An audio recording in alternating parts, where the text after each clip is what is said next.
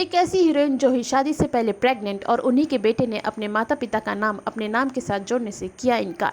जी हाँ, हम बात कर रहे हैं 80 के दशक की फेमस हीरोइन स्मिता पाटिल की। स्मिता पाटिल अपने इमेज को लेकर इतनी कॉन्शियस थी कि नमक हलाल मूवी में एक सॉन्ग आज रपट जाइए में उन्हें अमिताभ के साथ व्हाइट साड़ी में कुछ हॉट सीन देने थे, जिसके लिए उन्होंने डायरेक्टर को मना कर दिया।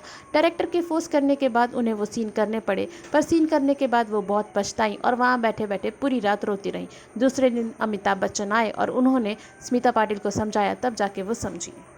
स्मिता पाटिल एक सोशलिस्ट थीं और औरतों के हक के लिए लड़ा करती थी, पर उन्होंने ही एक औरत का हक छीना और उसी के पति की दूसरी औरत बनने में उन्हें कोई एतराज़ भी नहीं हुआ।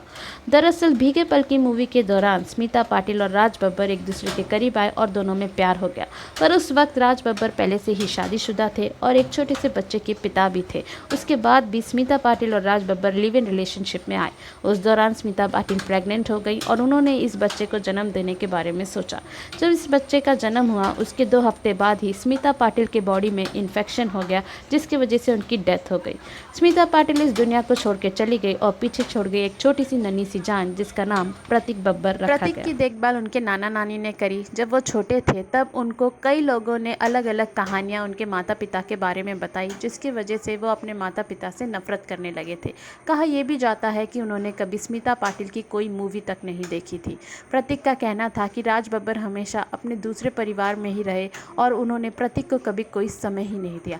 प्रतीक बड़े होकर एक एक्टर बने और उन्होंने मीडिया में एक नोट पब्लिश किया, जिसमें उन्होंने लिखा था कि वो सिर्फ प्रतीक नाम से जाने जाना चाहते हैं और बब्बर सरनेम वो नहीं लगाना चाहते।